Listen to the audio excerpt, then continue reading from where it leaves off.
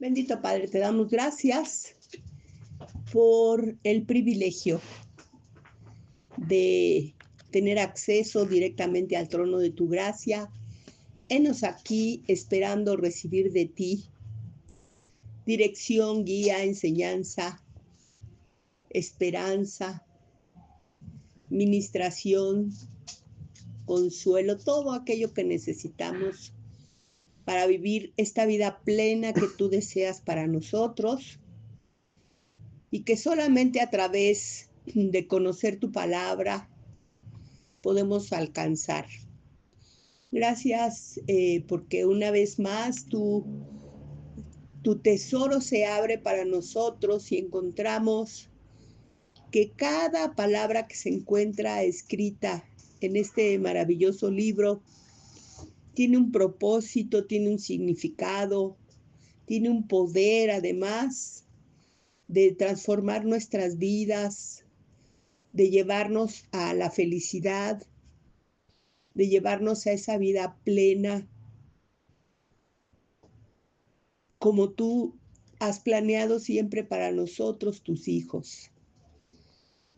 Por eso te alabamos, te bendecimos, te damos gracias en el nombre de Cristo Jesús. Amén. Amén.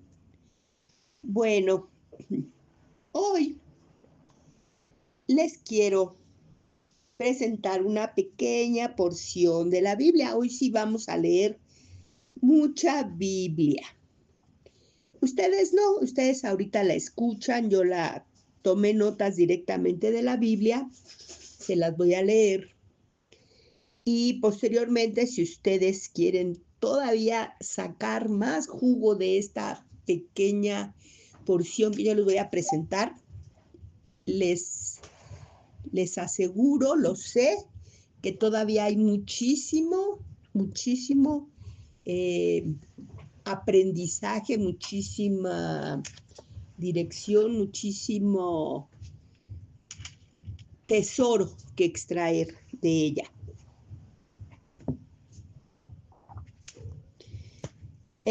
Vamos a empezar mencionando Apocalipsis 5:10. Esta porción debíamos aprendernosla de memoria. Yo reconozco que no me la sé de memoria, pero ya la voy a incluir en mis textos que tengo de memoria, donde dice en Apocalipsis 5:10, y nos ha hecho para nuestro Dios reyes y sacerdotes, y reinaremos sobre la tierra. Aquí vemos el plan de Dios para nosotros, que es hacernos reyes y sacerdotes. Y un tiempo vamos a fungir como sacerdotes, pero todo el tiempo vamos a fungir como reyes, pues dice que reinaremos sobre la tierra y nuestro amado Jesús, su nombre es Rey de Reyes, o sea, ese es un nombre eterno. Quiere decir que Él eternamente es el Rey de Reyes y nosotros eternamente somos los reyes a los cuales Él reina. Entonces, es importante conocer esta dirección que da Dios para los hombres que en aquel tiempo, los tiempos del pueblo de Dios, todos los que vivieron físicamente lo que ahora es una enseñanza espiritual para nosotros, eran llamados a ser reyes. Para esto los voy a llevar un poquito hacia historia que ya hemos conocido del pueblo de Dios y unas fechas aproximadas. Yo les voy a dar unos años, pero no son definitivos porque pues no hay tanto documento histórico que pueda certificar eso. Cada investigador señala unas fechas tal vez diferentes, pero pues aproximadas. Las variaciones de años son muy pocas, para no dar tanto margen de que posiblemente de tal a tal año me voy a centrar en solamente un dato, sin asegurar que ese dato es 100% exacto. según los estudiosos, hay así de versiones. Pero esta que vamos a remitirnos hoy dice que alrededor del año 1513 el pueblo cautivo, el pueblo de Dios que estaba cautivo en Egipto, salió de allí bajo el liderazgo de Moisés. Sabemos que unas cosas se desarrollan en ese momento, en ese tiempo, y provocan que el pueblo permanezca en el desierto alrededor de 40 años.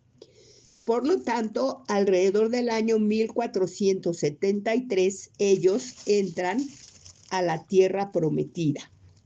¿Por qué los estoy remitiendo a estos datos? Bueno, primeramente ustedes ven que la salida es en un año mayor, en el 1513, y que llegan en un año menor, en el 1473, después de que pasaron 40 años, porque estamos hablando de los tiempos antes de Cristo, donde los años van en sentido inverso, de 4000 años antes de Cristo hasta el nacimiento de Cristo, que sería el año 0.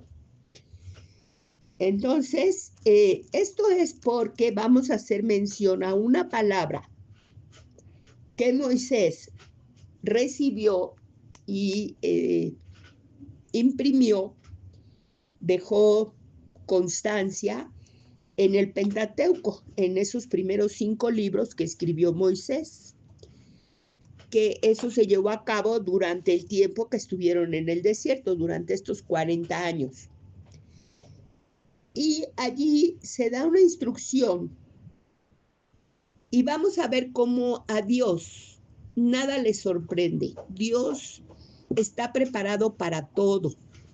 Y aunque sus planes son perfectos, Él ya sabe que el hombre no se somete fácilmente a sus planes perfectos. Entonces, vemos así que el primer rey que hubo sobre Israel fue el rey Saúl, que reinó alrededor del año 1021 al año 1000. O sea, aquí hacen un reinado de aproximadamente 21 años, del 1021 al 1000. Y eso fue ya durante el periodo de Israel dentro de la tierra prometida. Lo que vamos a leer hoy, que es unas citas varias del libro de Deuteronomio, se escribieron 450 años antes de que Saúl fuera nombrado rey. Y recordemos que él fue el primer rey, el cual Dios designó porque el pueblo ya no quería que Dios fuera su rey y pidió un rey visible como los demás pueblos de la tierra. Y lo que vamos a leer hoy se escribió 450 años aproximadamente antes de ese nombramiento de ese rey. Y nos dice Deuteronomios 17:14. Cuando hayas entrado en la tierra que Jehová tu Dios te da, y tomes posesión de ella, y la habites, y digas, pondré un rey sobre mí, como todas las naciones que están en mis alrededores.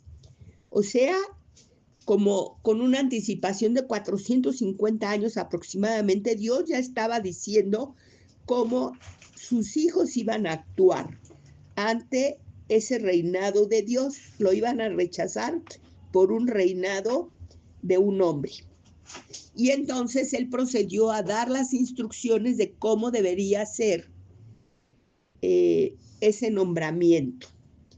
Y entonces, en ese mismo, todo está en Deuteronomios, capítulo 17.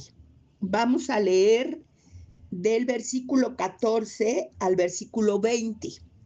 Allí está esta porción de enseñanza que no, como siempre, no la vamos a hacer un estudio exhaustivo que vea hasta el último detalle.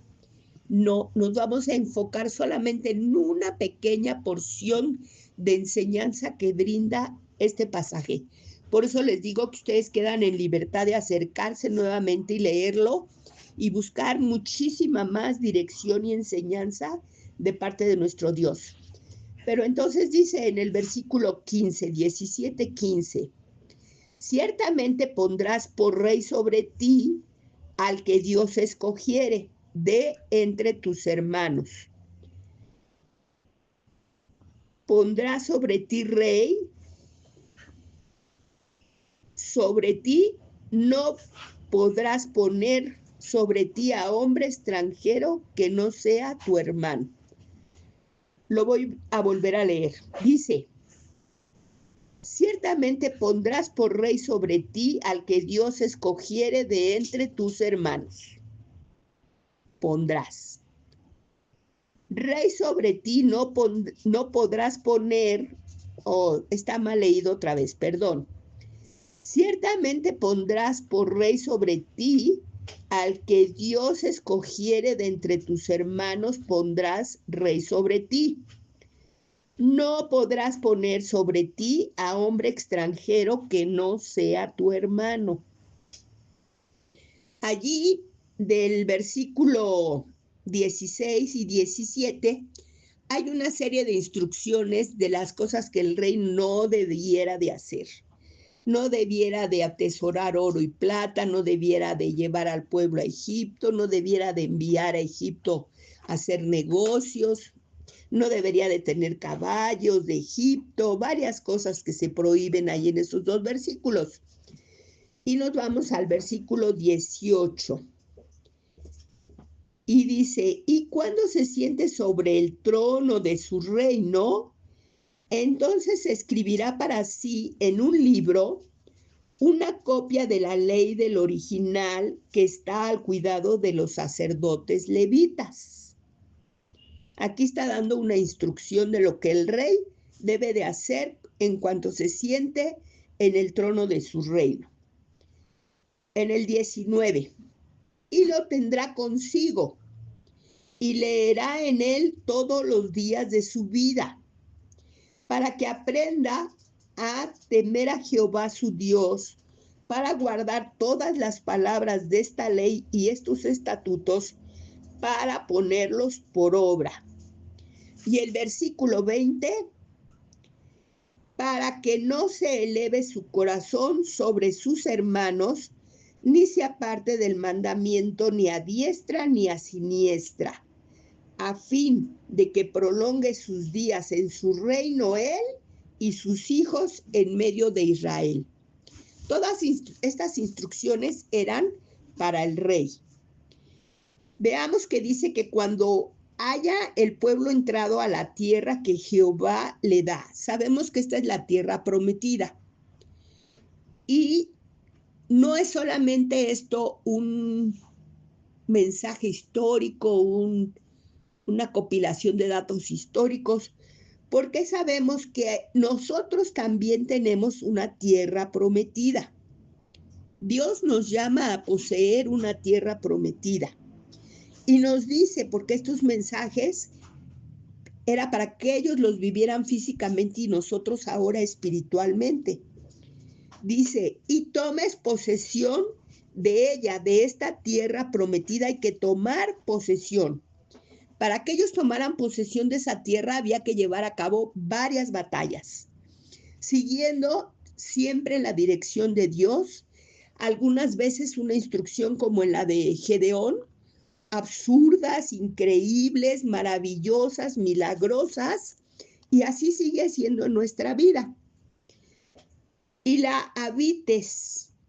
Esta tierra no solamente se tiene que poseer, sino que la tenemos que habitar. Y posteriormente, cuando esto se hace, vamos a decir también que vamos a poner un rey sobre nosotros. ¿Por qué? Porque todo lo que nos rodea así lo hace. Eso dice este versículo 14. Pero entonces Dios nos advierte en el siguiente versículo. Ciertamente, ese rey, esa persona que tú pondrás por autoridad sobre ti, tendrá que ser el que Dios escogiere. y lo va a escoger de entre tus hermanos, porque está prohibido que se ponga sobre ti un hombre extranjero que no sea tu hermano. Y sabemos que esto no se refiere a una hermandad de sangre, sino a una hermandad de fe. En el 19 nos dice, no, en el 18, y cuando se siente sobre el trono de su reino, entonces escribirá para sí un libro, una copia de la ley del original que está al cuidado de los sacerdotes levitas. Aquí nos está hablando de su palabra, esa palabra que hoy día ya la tenemos al acceso de 1000 maneras y todas tan fáciles de acceder a ella que no hay pretexto para nosotros. Por lo tanto, la siguiente instrucción dice que lo tenemos que tener con nosotros por siempre y leerla todos nuestros días de nuestra vida. ¿Por qué tendremos que tenerla siempre con nosotros y leerla todos los días? Para aprender el temor de Dios. ¿Y qué va a ser ese temor de Dios? Ayudarnos a guardar todas las palabras de la ley y sus estatutos. Esto es, a ponerlos por obra. ¿Qué buscaba Dios en aquel entonces? Que todas estas acciones obraran sobre el rey, que no se elevara su corazón sobre sus hermanos, o sea, que no se ensoberbeciera. Al estar nosotros en contacto con la palabra, de las primeras cosas que aprendemos de Dios maravillosas es que Él ama al humilde y aborrece al altivo y al soberbio. Si sabemos eso, no podemos dar lugar en nuestro corazón. Y eso nos va a ayudar el conocer la palabra y el temor de Dios a no apartarnos de sus mandamientos ni a diestra ni a siniestra. Y eso se va a reflejar en nuestras vidas. Vamos ahora a tratar de hablar punto por punto más específicamente lo que a nosotros nos conviene. Dice que esta palabra que se habla al rey, en cuanto nosotros somos reyes del Rey de Reyes, es palabra para cada uno de nosotros, que nos habla de esa tierra prometida, la cual tenemos que poseerla de la forma que sea necesaria, luchando contra nuestros malos hábitos, contra las malas influencias, contra aún opresiones espirituales que hay sobre nosotros, y no tan solo poseerla, porque hay gente que tiene casas, pero son casas en las que no habita, son casas que visita. Pero aquí dice que esa tierra prometida, una vez que la poseemos, tenemos que habitarla, o sea, vivir en ella. Y aquí nosotros tenemos que ser sabios en buscar a quién vamos a poner como nuestro guía. Todos nosotros en alguna forma somos seguidores, porque nuestra misma educación, nuestra forma de vivir, la misma vida y nuestra madurez espiritual también así nos lo exige. Cuando nosotros nacemos de nuevo y somos inmaduros en la palabra, no podemos guiarnos a nosotros mismos. Por fuerza tenemos que buscar a alguien que sea nuestra guía espiritual. Pero ¿quién va a ser esa guía? Pues Dios la tiene que elegir. Dios te ha señalado quién es tu guía espiritual. Posiblemente tú puedas censurar mucho esa guía espiritual. Decir, pues no sabe tanto, no tiene tanta palabra, 1000 cosas que tú le puedes decir a esa persona. Pero si Dios te ha señalado que esa persona es tu guía espiritual, tú tienes que ser sabio para entender que no puede ser un extranjero, no puede ser alguien que no crea como tú. No puedes ser un filósofo, no puedes ser un artista. También nos dice que nosotros debemos tener a la mano, así, dentro de nuestra mano, al alcance de nuestra mano, nuestra propia copia de las leyes y los estatutos de Dios y leerlas a diario, fielmente. Si leemos, este es el versículo 20, si leemos estos estatutos, si los obedecemos, no permitiremos que nuestro corazón nos coloque por encima de otros, de nuestros hermanos. ¿Qué pasa cuando nosotros no gobernamos nuestro corazón y se ensoberbece y cree que nuestro nivel espiritual está por encima de otros? Creemos que los podemos criticar, censurar, a veces corregir y a otras veces aún peor, exhibir. Todas esas cosas, nosotros al conocer la palabra de Dios, sabemos que son actitudes que a Dios no le agradan. Por eso nos dice que conozcamos profundamente su palabra, que la obedezcamos, para que no le demos rienda a nuestro corazón de que se ensoberbezca. ¿Qué va a pasar si logramos hacer eso que Dios nos está aconsejando en su palabra? Dice que eso nos va a ayudar para mantener la bendición de Dios sobre nuestra vida. ¿Y qué pasa con esa bendición? Con esa bendición viene la vida abundante en nuestra tierra prometida. Aquel que no considere que está viviendo una vida hermosa, feliz, llena de paz, llena de gozo, y con armonía, con tranquilidad, es porque no está siguiendo estos pasos que como rey tiene que seguir. ¿Y qué va a pasar cuando nos sometemos a esa palabra, cuando no dejamos que nuestro corazón se ensoberbezca, cuando de esa manera permitimos que la bendición de Dios repose sobre nosotros, que la vamos a nuestra vez a transmitir a toda nuestra descendencia? Recordemos que la palabra de Dios nos promete que sus misericordias y sus bondades llegan hasta 1000 generaciones después de nosotros. Entonces, yo me permití hacer una pequeña lista de 9 puntos extraídos de cada uno de los versículos que leímos aquí, que ahora sí en forma muy concreta nos habla de lo que yo hasta aquí entiendo que Dios nos está invitando. Les repito que esto no quiere decir que sea exhaustivo, aún queda muchísimo que buscar, muchísimo que enriquecer, pero de manera muy somera, muy compacta, les voy a ir leyendo estos puntos. 1. Reconocer nuestra tierra prometida. Muchos de nosotros creemos que estamos viviendo en el desierto. Ni siquiera a lo lejos vemos la tierra prometida.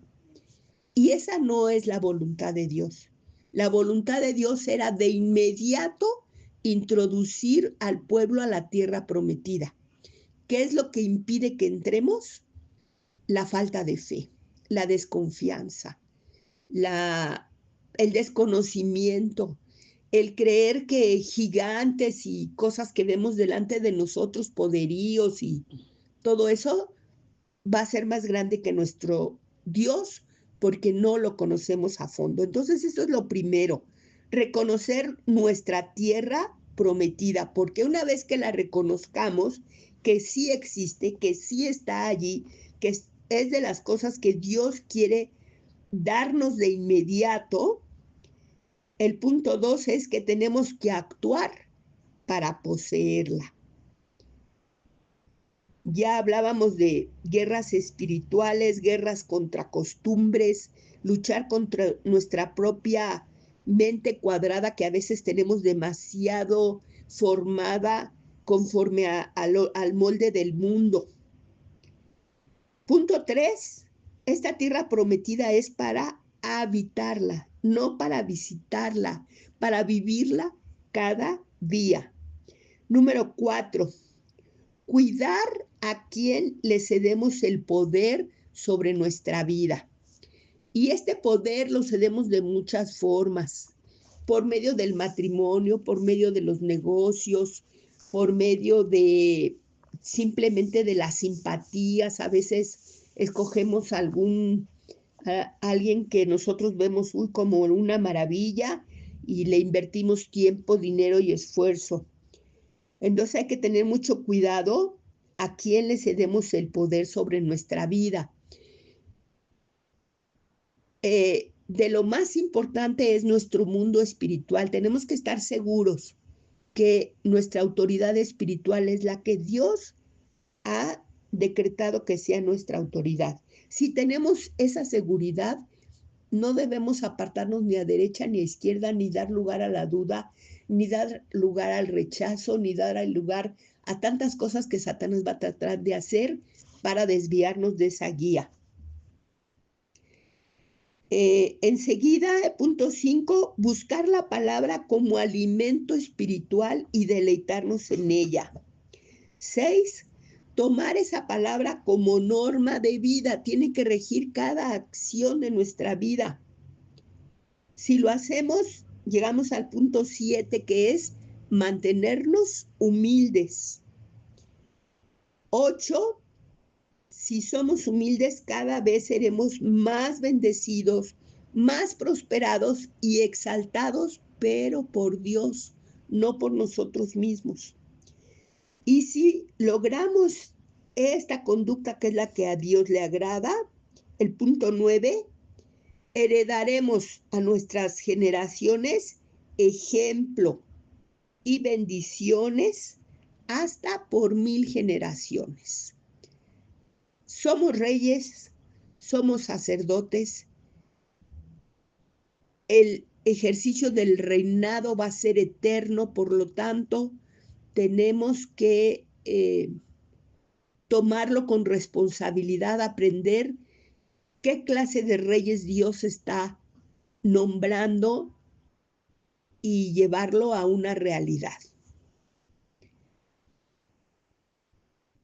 Es un trabajo arduo, pero no sin recompensa. La recompensa es enorme. ¿Cuántas veces nosotros decimos, aunque yo no lo tenga, pero lo quiero para mis hijos, para mis nietos?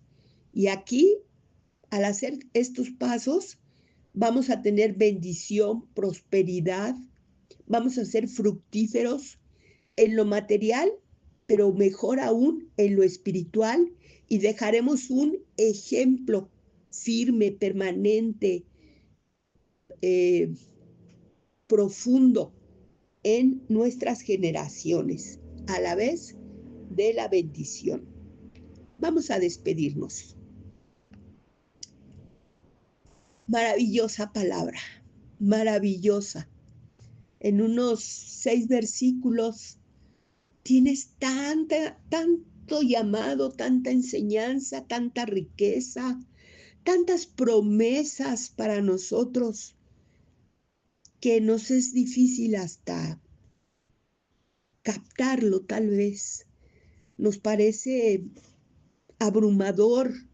Tenemos que irnos poco a poquito, meditando parte por parte, porción por porción, versículo por versículo, para poderlo apropiárnoslo y llevarlo a nuestra vida. Cuando podamos poner en acción estos puntos, no tan solo seremos reyes como tú lo planeaste, sino seremos hijos agradables a ti, viviendo vidas que te produzcan gozo, placer, satisfacción. Gracias por este llamado, gracias por esta enseñanza.